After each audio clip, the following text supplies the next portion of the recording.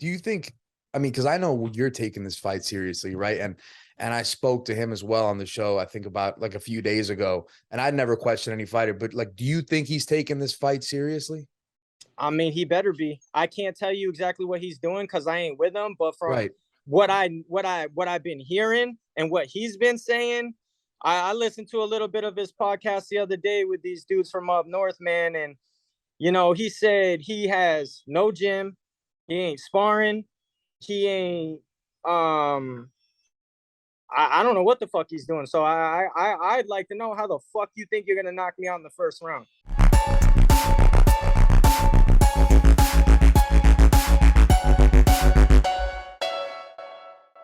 All right, guys. So we're kind enough to be joined by Ryan Reber, 2-0 BKFC Bantamweight. He takes on Jack Grady at BKFC 32 in Orlando. It's going to be a fun fight. We're looking forward to that one. How's it going today, man? Good, man. Good. Got done training, do a little work, and I own a barbershop down here in Clearwater, Florida. So, that's how I spend my other time. Yeah, man. I can see you're a barber. How long you been doing that for? Oh, long time, man. Probably about 12 years. Damn, that's crazy. So you definitely got the magic touch on the hair. Yeah, so, and I'm sure that you want to have that magic touch in the ring. I'm sure that's what that's what you've been working on, right? I see that you're training constantly, right? I've seen like a podcast of yours or maybe a couple interviews. You seem to be somebody who's always on the grind, right?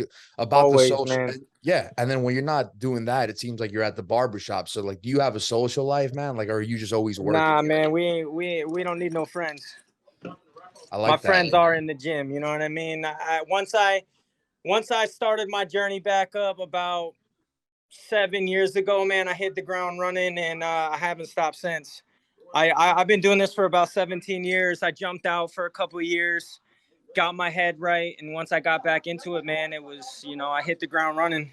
It was tough in the amateurs, man. I got a lot of tough breaks, got a lot of robberies, fought a lot of the best in Florida, and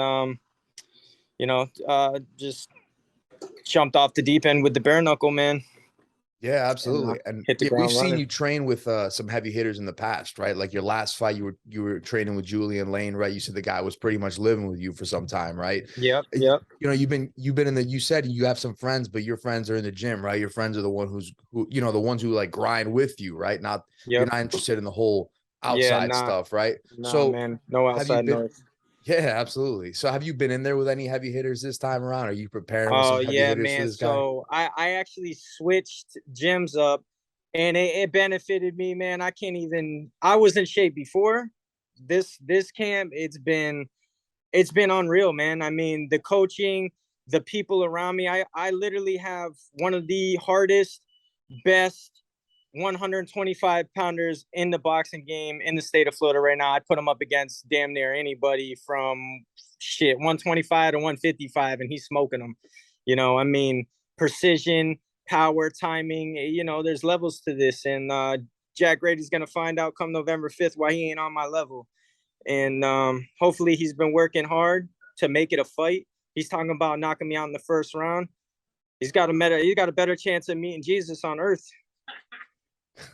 Yeah. So, that's it, man. I'm very serious about what I do. And you know, um, obviously, very confident, but the confidence comes from all the hard work we put in, man. And I mean, I got really superb, not only trainers around me, being James Battle, Coach Bo. They've been in the game for probably as long as I've been alive, and have a ton of energy and knowledge to give, man. And I just never stopped learning. I never stopped learning. It was almost like I had to start over for this camp, man. It was kind of weird. And they got me right, man. My training regimen is, I mean, I work so hard, I have to take a day off.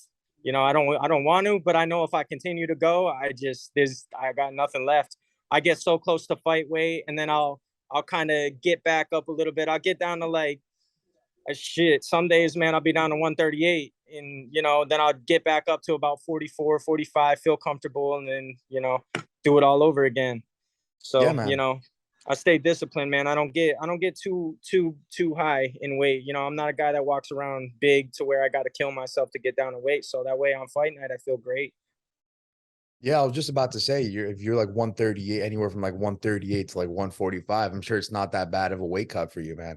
And I No, think it's smart what you're doing, right, with the rest. You know, sometimes you got to take, to take one step, to take two steps forward, you got to take one step back, right? So I think you got to absolutely. be smart with how you approach it. So how has the training camp been, right? Are you training at Battle Zone Boxing? Is that where you're talking about? Yep, yep. How's That's the the spot, camp man. been? How's the camp been, man? It's, I mean, strenuous, man. You know, we work, like I said. I mean, there's when you hear, "Let me get another one," or "one more round," or what, it's just like shit, Yeah, yeah. man. We just, I mentally go to a different place, man, and I forget about being tired. I forget about being hurt. I forget about all that, man. I just empty my mind and get to work, man. And they're putting me at such a big level, with the work that I'm putting in, man. If this kid's not in, I'm sure he's going to be in shape, but I mean, you're going to be in fighting shape. You're going to be in for a hell of a fight, man. Do you think, I mean, because I know you're taking this fight seriously, right? And I spoke to him as well on the show, I think about like a few days ago, and I'd never questioned any fighter, but like, do you think he's taking this fight seriously? I mean, he better be. I can't tell you exactly what he's doing because I ain't with him, but from Right. what I've been hearing and what he's been saying, I listened to a little bit of his podcast the other day with these dudes from up north, man, and he said he has no gym, he ain't sparring, he ain't I don't know what the fuck he's doing. So I'd like to know how the fuck you think you're gonna knock me out in the first round. I mean, bro, you ain't even fucking sparring, man. I don't.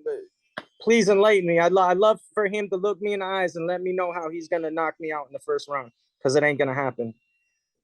I'm ready to die in there, and I'm also ready to kill. So Yeah, it's gonna be absolutely. it's gonna be like I said, a hell of a night, man. And he better hope that with all that shit he's talking, he could back it up, because his last two fights, they weren't impressive, man. I mean, you lose to Travis Thompson, who actually was staying at my house about a week ago. He's in camp down here, and we were sparring, So I got in work with Travis, and Travis is like, you throw straight four punches, you're gonna fuck him up, So I mean, I surround myself with high end guys. I don't we don't just talk about it. If I need any great sparring, I can go to Tampa. I'll take a ride down to Miami. But I mean, honestly, we can't even get people to come to our gym to spar because they already know what type of work they're gonna get. And it's we hard spar. We don't. There's no pity patting in our gym. You come into work, you're getting worked, and you better hope you're on that level, man. And if not, it's gonna be a tough day for you. And it's obviously a hard weight class, right? Like you guys aren't light heavyweights. You have to make 135 pounds. Like is there Yeah, any it's grown worry you ass think, men. That's what's right? that? Do you think there's any worry that he's going to make weight or miss weight rather? No, I think he said he was on Hank's podcast this morning running his damn mouth. So I was on there chirping back a little bit, and he said he was at about 138. So he's not. I mean, I'm Okay. already living in his head rent free. You know what I mean? I can already tell by the little slick shit that he says and the little things that he's got to say. So if he's already down in weight now, it's probably tough for him to eat, man. I'm on his mind. I know that. That's for sure. And he tried to act like he didn't call me out. He called me out. He thought it was slick to get on the podcast and talk shit. And the thing is, man, you, me, and the universe know what's going on. So he can lie to whomever he wants or say whatever he wants, but you're gonna have to back that up come the fifth, man. So we'll see. We'll see just how hard he's been working, but it ain't as hard as I've been working. And the guy who puts in the most work is the guy that's gonna be on top. And I've known that my whole time in the gym, my whole time training. Is it's been proven. Yeah. So like I said, man, we'll see, bro. We'll see. And It's you've gonna been be pretty good. busy, man, right? You've been active, right? We've seen Oh you in yeah. there in May, what is it, May, July, and now you're coming back in November. Is that Yep. something you want to keep doing here? Oh, absolutely. If I'm healthy, man, I'm sign me up, put me in there. And not to mention, man, we sell a lot of tickets, man. I'm fighting in Orlando. I'm from originally Connecticut. Fighting out of Clearwater, but owning the barbershop gives me that net worth. network, I should say, to be able to be, my guys in here help me out a lot with promoting the fight and selling tables and, looking out, man. So, hats off to them for looking out for me. And, I come to put on the show, man. My last performance was a little bit of a stalemate. Rick was a pretty good boxer, man, but, I closed in on him and, sealed the deal. And I mean, I don't know how much fucking who Shady's over there drinking to think that I literally broke his face. You know what I mean? I broke his fucking orbital. I don't know that that's the guy you want to fight at 135 and run your mouth to, but cool, man. I'm with it. He got a knockout in his last fight, but it was the weakest fucking knockout I've ever seen. That dude gave up. You know what I mean? He hit him with some petty ass shit. Dude folded. Hit him with the overhand of luck. Closed his eyes, threw it like he was throwing a baseball and caught him with it, man. I mean, it's not happening to me, man. Rick hit me with some shots. People don't know about that, man. And because my endurance is through the roof, my training's through the roof, man, I can take a hit, and I did. I took a hit in the very first round. I mean, it was hard for me to eat for 2 months after that fight, and people don't know that, but I didn't show it, man. My poker face it's good. You're gonna have to really beat the shit out of me to stop me. And I don't think Grady's got that, man. Really don't. And it's not to say that you're like, you're not downplaying him at all, right? Like you're just telling it no, how it absolutely is. Not. Everybody's a threat. Everybody's a threat. But I didn't do this to him. He did it to himself. You know what I mean? I just kind of sit back and wait. I'm not really one out there running my mouth because, anybody who's willing to put in the work and sacrifice and time, deserves a little bit of clout or a reward at the end of the day. You know what I mean? But it's with somebody like him, man, I see right through his fucking fake bullshit. You know what I mean? You're out here clout chasing, talking shit, writing checks with your mouth that you are not going to be able to cash, my friend. Oh, I cut Travis Thompson. Bro, Travis Thompson is fucking 5'7". He's and loves to catch punches with his face and don't give a fuck. He'll tell you that. Like, bro, I catch punches with my face. And bare knuckle, I mean, you could throw the most weakest punch, but if you hit knuckle to bone, I mean, the chances of you getting cut open are pretty solid, but I can fight with a cut. I'm not worried about that, and anything that Jack's got to throw at me, A, I've already seen, and B, I'll be ready for. So, I mean, and like I said, for him to think that he don't need a training camp, don't need to spar, is just gonna run, hit the fucking YMCA. Like, bro, are you kidding me? Are you kidding me? And then these fucking people co-signing for him. You know what I mean? Like, oh no, he's for real. Okay. We'll see. We'll see who's fucking for real come the 5th. And I'm gonna let my hands do the talking, man. It's not, there's not a whole lot more to talk about when it comes to him, man. I just was kind of mind blown that he wanted to take it to this level to try to make it, turn it into something that it don't need to be turned into. Because I mean, me and Caruso had real mutual respect. It was hard to punch that dude in the face, but we did it. You know what I mean? And I didn't have no issues with it. And hats off to Rick, man. Tough son of a bitch. Great dude, great character. And Jack Shady's just a little clout chasing little bitch that likes to run his mouth about people that he shouldn't be running his mouth about. And we're gonna make sure we shut him up come the 5th. Right. And you never want to overlook your opponents, right? But Nope. It seems like I almost know the answer to this question. Like, do you think he's the toughest opponent you've faced so far at BKFC? Like, is this the biggest threat of the 3 fights you've had? No. No. I think a full camped Rick, what people got to understand is Rick never had a full camp in a fight. He had a full camp with me. He got fight of the night, his last performance. Yeah. And I mean, people can say whatever the fuck they want. Oh, he was a wrestler, but that little wrestler could scrap, bro. And he could punch good. You know what I mean? He wasn't no fucking pushover by any means. And Rick wanted his head. You see, Rick didn't come out like that against me. He didn't. He was more, I'm going to pick my shots. I'm going to box a little bit more. And I outboxed him. That was it. You know what I mean? And as far as Grady goes, I think he's going to try to put the pressure, but he's going to do it scared and he's going to expose himself. And one thing about me is I got very good vision.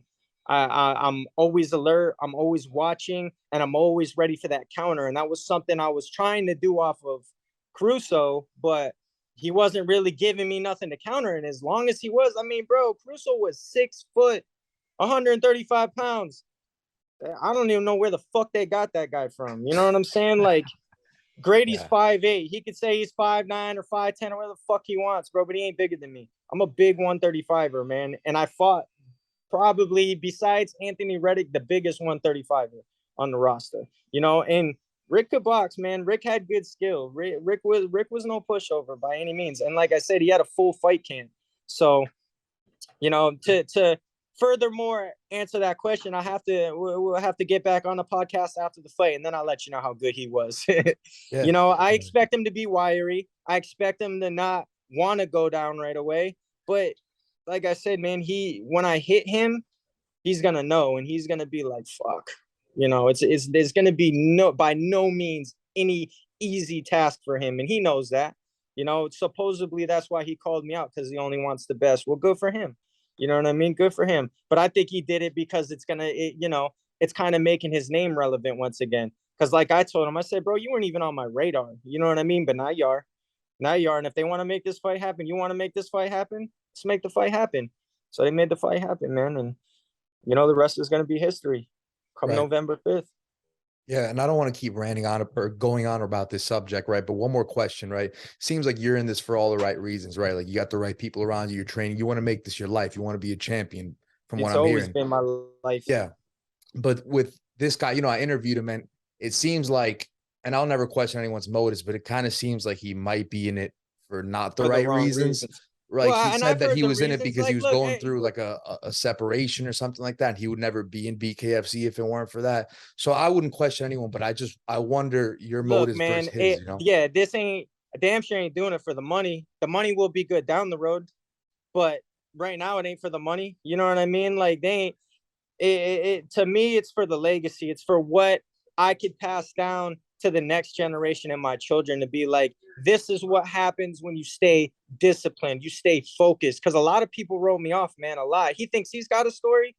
They don't know about my story yet, and I have yet to tell it until, you know, I'm either sitting on top or sitting real pretty with all wins and no losses. You know what I mean? And then we can elaborate on my background and my story and what I went through. And I mean, shit, everybody's got a story. You know what I mean? But, you know, how are you going to build off of it? Where my why isn't, you know, just because I got kids, or just because I need that paycheck, or, you know, just because I like the clout of BKFC. And a lot of people, that's what it is. You know, they finally got a platform to run their mouth and to talk shit and to be cool. You know what I mean? We ain't doing this shit to be cool. I'm doing this because it's a lifestyle, and I didn't choose it. It chose me.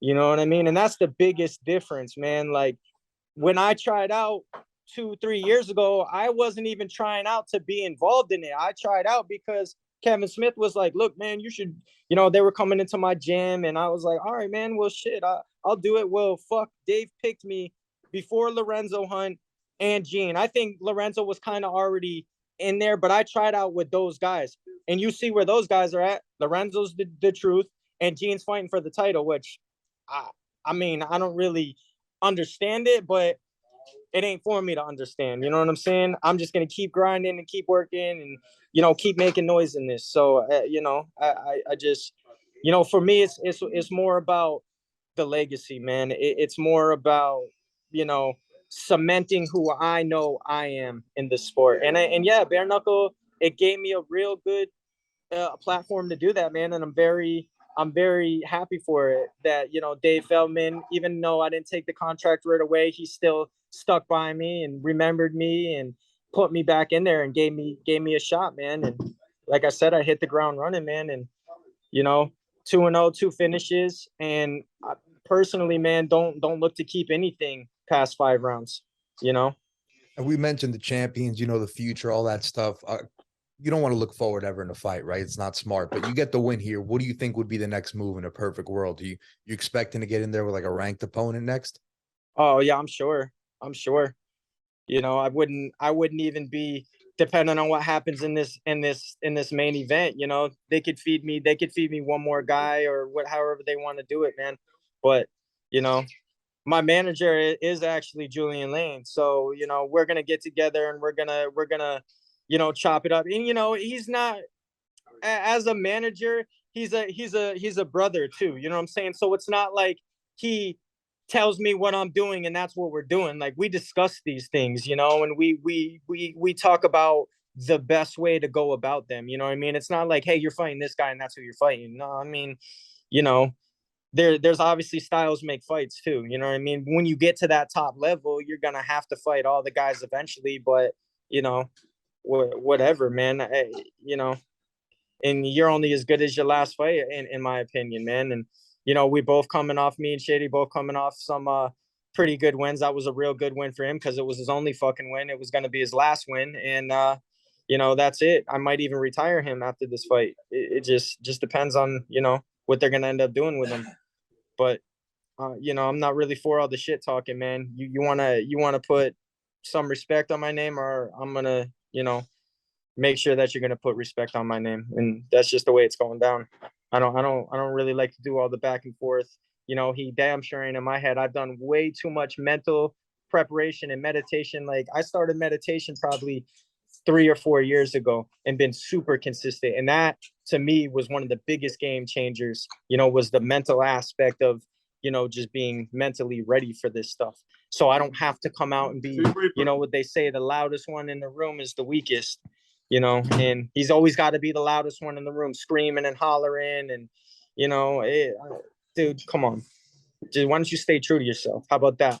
You know, out here drinking fucking Yoo-Hoos. Like, what kind of athlete's trying to get a Yoo-Hoo endorsement is my question. I'm over here trying to get at, you know, Condemned and trying to get, you know, sports drink sponsors, you know, whether it's supplements or, you know, the real supplements. I got my man Guerrilla Warfare took a shot on me, and you know, I won't disappoint none of those guys because I ain't gonna disappoint myself, you know. And they stuck their neck out there for me and, you know, put me on there. And you know, he's got a nice little crew of guys, you know, that he's sponsoring. So, you know, he's obviously looking and paying attention. And you know, that's what I look for. Anybody who rocks with me, man, and you know, looks out for me and, you know, speaks highly of me, it's, you know, that's real, man. And I appreciate that, you know. And I do the same. I do the same for them. And you know, that's just what type of person I am, man. Yeah, absolutely. I think it looks like you have a great mindset, a great approach to the game, man. So it looks like you're going about things the right way. And as a fellow bantamweight, right, when you look at the top five, you got Barnett, Grant Thompson, guys like that. You even got guys that seem to be pretty big fans of yours, Prater as well, right? You know, is there any guy that you'd love to, you think it would be a good fight for the fans to see? Like, stylistically, forget about belts and all that stuff. Like, you feel like if you go in there, it's going to be a fun one, you know, a fight of the night contender. I mean, all of them, shit. Anybody who's willing to press the action, because like I said, what's his name Crusoe didn't really press the action, you know what I mean? And I didn't really press the action because it was so goddamn long.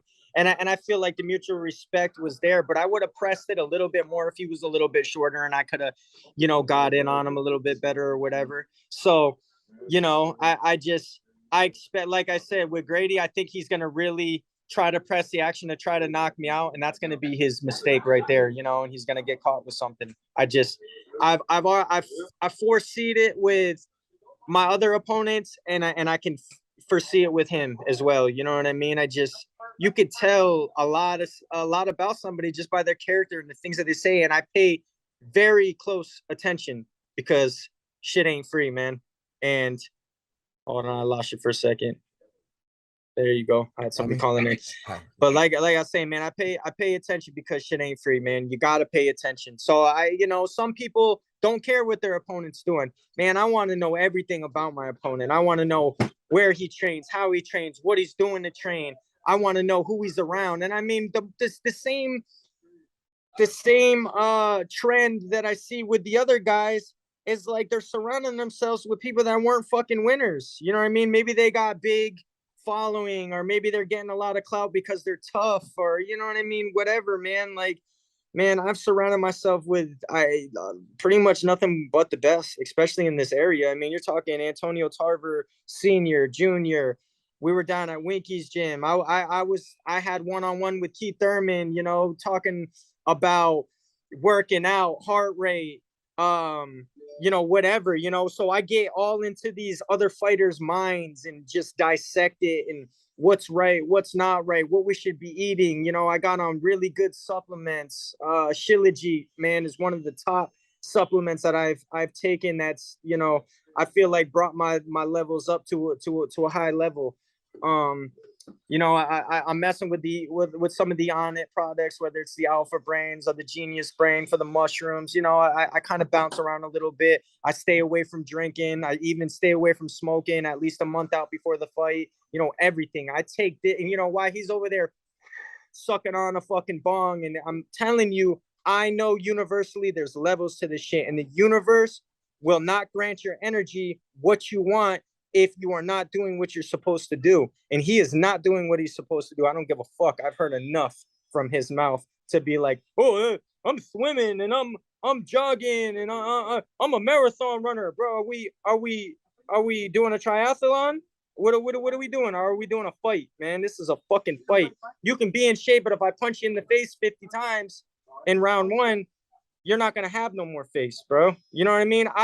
The first kid I fought, man, Sean Wheelock basically Sean Wheelock, the announcer, he was like, well, I can tell you now that the fight's over, but that dude was so confident he was gonna beat you, man. He deactivated his fucking Facebook after we fought, and I didn't even talk shit, bro. I wasn't even running my mouth. I didn't say I make sure that I'm not just going off on a tangent and just talk random shit to people to try to get into the head. I don't need to do that. You know what I mean?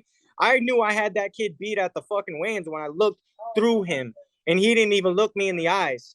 He was so scared, man. And I went out there and he tried to hang in there and he couldn't. And his mentality was, oh, I'm going to hit him to the body. And even the commentators were like, those are some really good body shots. No, they weren't. No, they weren't. And I just was surprised for a second on the pressure and the amount of body punches he's throwing. So as soon as I adjusted, he was done. Every time he went to punch me up top, I watched every single punch and I followed his punches back in. And once I split him open and got these hands to his face, he didn't want no more. He quit in the first round and they made him go out. And then he quit in the second round. He said, I didn't sign up for this. They didn't pay me enough. Well, what you thought you signed up for, bro? I was ready for that. I was ready to be cut. I was ready to be dazed. I was ready for any of that. He wasn't. I never been stopped. I've had over 20 amateur fights, blah, blah, blah, blah, blah. Jack Grady's 0-10-1, and he's celebrating that one draw like it's a win. Bro, that's a half a win. And, like I said, I'll give him the respect to even be in there and do it. But, I mean, there comes a point, bro. When you 0-10, are you doing it just for the clout? Are you doing it just so you could say you're a tough boxer? You know what I mean? That's why I said there's levels to this shit, man. I know if I was 0-10, I'd either have to reevaluate who the fuck I was training with, or I would just have to say it's time for me to back out. Because even when I was undefeated as an amateur, I was like 5-0 with one belt. And I lost my first fight, and I was like, yep, it's time to reevaluate what I got going on. And I stepped out of the game for like 4 years and then jumped back in when I was like 27. And from 27 on, I took one more half year off when COVID hit because I didn't know what the fuck was going on. And once I realized to stay the fuck out of politics and whatever was going on is not good for you in the news, I backed back away from that and I got back into training and I haven't stopped since. So, that was pretty much it, man. Yeah, I think it's a good segue, man, for the last question. And I do appreciate you coming on the show, by the way. I appreciate the time. I want to ask you, what do you think is the difference? What will be the main difference, rather, in this fight? Is it going to be the skill? Is it going to be the approach? Is it going to be the mentality? Like, what do you think will... I think all of it, man. I think the skill, the mentality, the mindset, the training, the fact that you can't lie to the universe and what you really doing. He may be putting in work, but is he putting in the right work? Is he putting in the smart work? Is he putting in the real work is the question. And you know what's going to answer those questions? November 5th. We're going to answer those questions will be answered. So like, I'm not going to sit here and, completely badmouth the guy. I'm just going based on facts. You know what I'm saying? From what he said, from what other people said. Like, I see what's going on here. I think it would be a better of a fight if he was taking it a lot more serious. You know what I mean? But like I said, we'll see. You know, maybe he sees this and hears it and decides, hey man, fuck that. I am taking this serious. I am gonna do good. Good for him. I can't fight for him, speak for him, or any of that, man. All I can tell you is what I've been doing. And I know what I've been doing is monster work. Way more work than I've ever put in fighting. So it definitely going to be very interesting. And I think, matter of fact, I know that I will reap the reward from not only the sacrifices that I put in, the mental work, the physical work, and shit, just the emotional work that goes along with it. You know what I mean? Being a little injured or being tired or, you know, my hands hurting or, you know, just not wanting, like today, I didn't want to train. But not only did I train, we killed it, you know, killed it. And, you know, to me, that's what it's about, man. And he's over here smoking weed, drinking yoo-hoos, talking shit on a podcast like he's gonna knock me out in the first round. Universe ain't gonna play well with that shit, man. That's all I gotta say. And I've proved it over and over again, man. And I'll continue to prove it. So, you know, the only great fight you guys will see is when my opponent is taking it as serious as I am, is training as hard as I am. That's when it's gonna be a nice fight. So we'll see. Shady better hope he's got his game on point. And, you know, really, that's all I got to say about him, man. You know, he's, like I said, he's been talking a mess, man. You better hope he can back it up. Yeah. And there it is, ladies and gentlemen. Whether you think the fight's going to go one way or the other, there's definitely something interesting, you know, that's brewing here. Is definitely an interesting storyline going on here. So it's a fight that I think everyone should be checking out. Ryan, thanks for joining the show. He takes on Jack Grady at BKFC 32 in Orlando. You know, great matchup in the bantamweight division. Good luck, man. We'll be tuning in for that one.